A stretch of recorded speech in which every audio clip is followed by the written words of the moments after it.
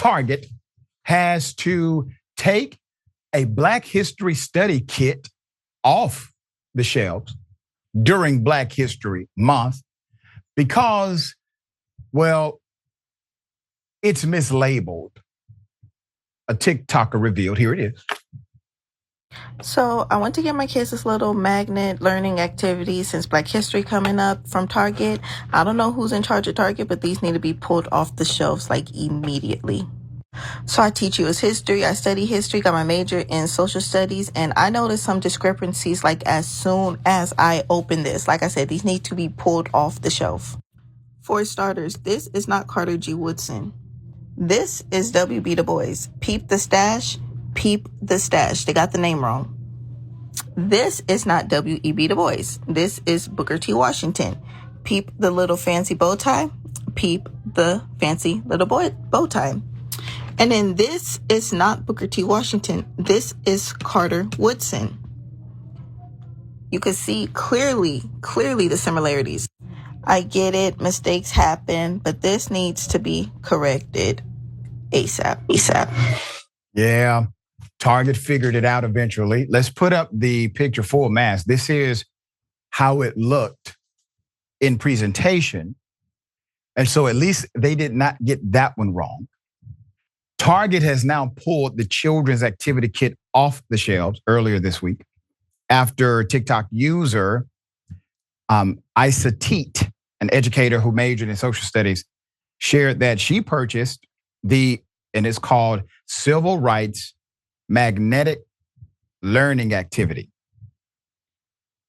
from her local Target and noticed that multiple historical figures did not have the correct name next to them. Okay.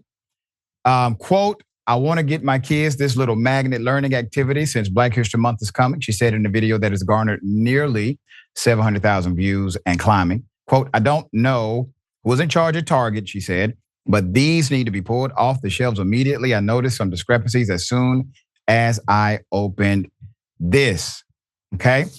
So let's put it up to highlight the reality of what Target was selling and would have been selling for a while during Black History Month. So the teacher showed her followers a few mistakes that illustrated civil rights activist W.e.b.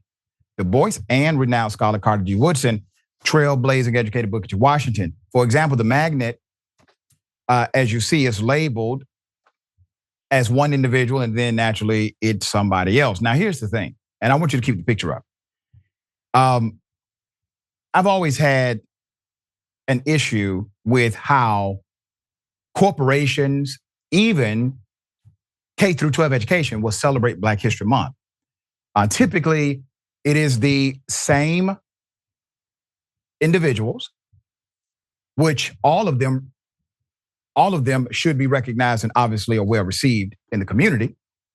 But Black History Month, which started as Negro History Week and expanded beyond that, was about celebrating historical accomplishments as well as current accomplishments of Black people. And so what presentation will provide are Black people that a corporation feels safe with or a school feels safe with. And then they won't tell you the whole story. They tell you a part of it, right? So you don't typically see Black economists celebrated. You don't typically see Black activists celebrated outside of the context of maybe one or two. And you definitely don't see Black physicists celebrated, Black attorneys celebrated, etc. I digress. Quote, I get it, mistakes happen, but this needs to be corrected, she said. Many people in the comments were outraged by the errors. One person claimed they purchased the product for their students and had the same issue. Quote, I bought this for my second graders. They noticed immediately. I sent them an email. They said they are looking into it, the user alleged. In a statement to TMZ, a spokesperson from Target confirmed the removal of the activity, which is from Bendon, a children's product publisher that is partnered with companies like Disney, Nickelodeon, Marvel, Hasbro, and Mattel. We will no longer be selling this product in stores or online, the rep told the outlet. We've also ensured the product's publisher is aware of the errors. Okay.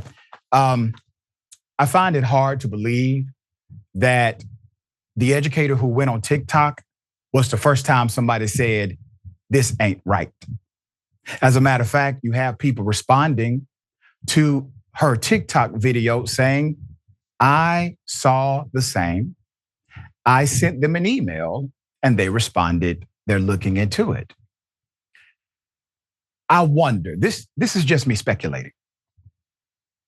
Did you decide not to pull this Black History activity, as you're calling it, off the shelves because you wanted to see if more people would actually complain? Because see, if only a few people complain and send emails, you still get to make money. You still get your bottom line. Now you're losing money.